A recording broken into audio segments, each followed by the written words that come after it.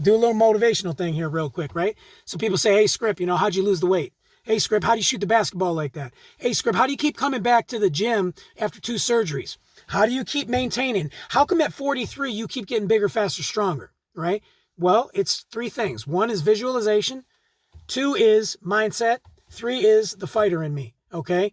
Number 1, visualization. I always see myself doing great things, even if it's in here. Even if you don't see me doing them at that moment or anytime in the near future, I see it here and I know it's going to happen. I knew I was going to hit all those buckets. I knew I was going to lose the weight. In fact, go back and watch a video of me shooting those buckets. Turn your volume up real loud and listen to me count those buckets before they even hit the net, because I know they're going in, because I've seen it happen in my mind. It had nothing to do with the feel of the shot. It had everything to do with me seeing it in my mind. Yeah, I'm that crazy, right? When I lost the weight, I saw myself as a more fit me. I saw myself as a healthy, in shape guy trapped inside of this fat body, and I was not fighting the good fight. I was surrendering, right? And then and then my mind state is a very big part of this too. In terms of mind state, you can either be the what if, coulda, woulda, shoulda guy or lady, or you could be the what it is, I can, I will, I'm going to, and I did, right? Group A is negative, and there is negative energy that not only consumes you, it consumes those that love you around you. And what it's going to do is absolutely 2 things. It's either going to keep you stationary or pull you and them backwards. You will not go forward.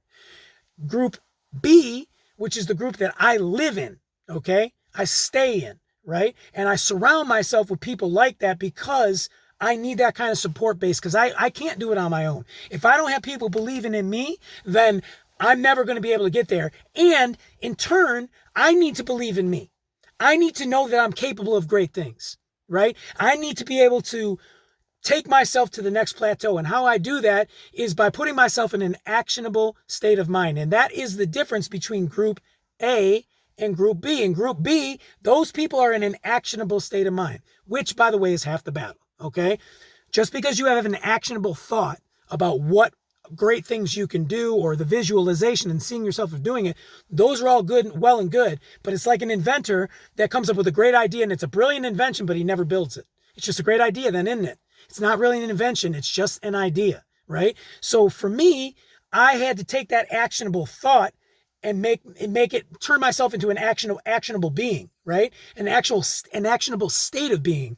And when I did that, I was able to create momentum like I've never felt in my life. And that momentum gives you empowerment. And when you have that empowerment, you have the confidence. And when you have all of those things, now you can achieve the goals you need to achieve.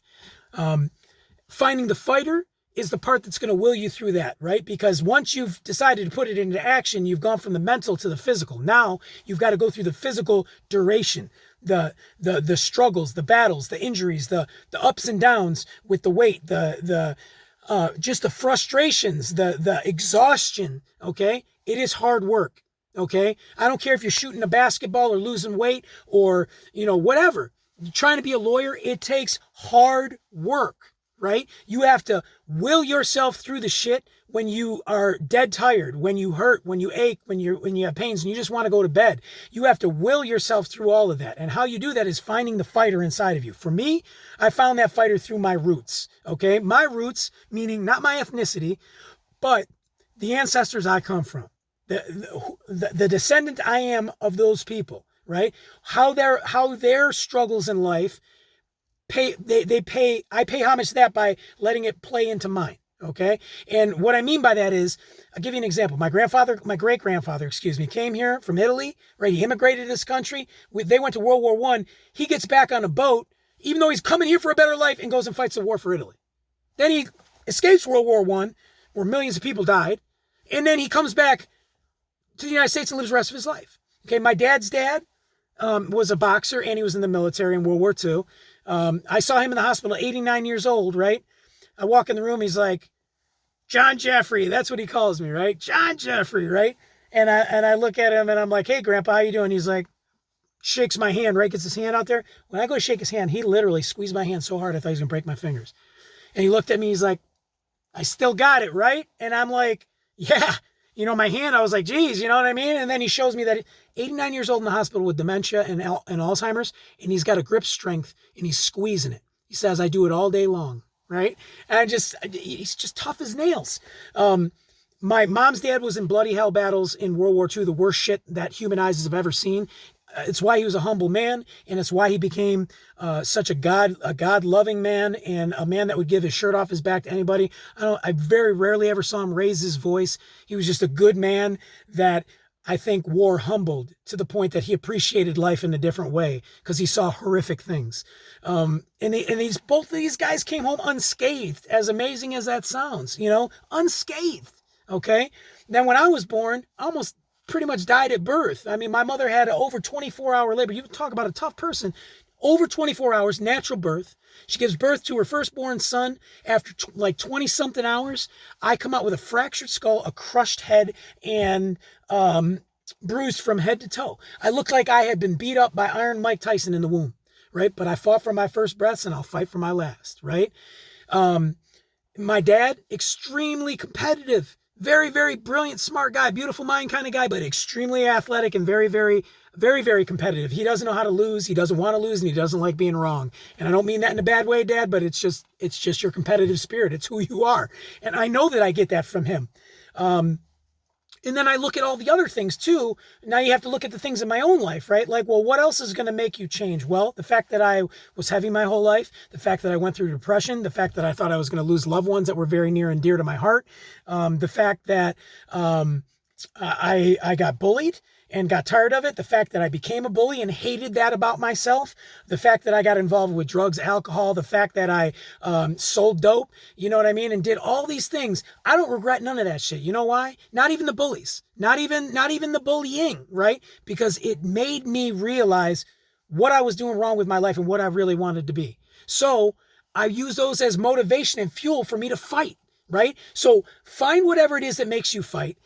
Do whatever kind of visualization, that you need to do that will help you see yourself doing those things in your mind long before you do them, because then you can bring them to fruition and get in that actionable mind state. Get out of group A and get into group B. Come kick it with the what it is, the I can, I wills, I'm gonna, and I dids, and stop hanging out with I coulda, woulda, shouldas, and the what ifs, okay? Because those people are not going to take you anywhere in life, okay? And if you're having problems getting out of that group, come kick it with me.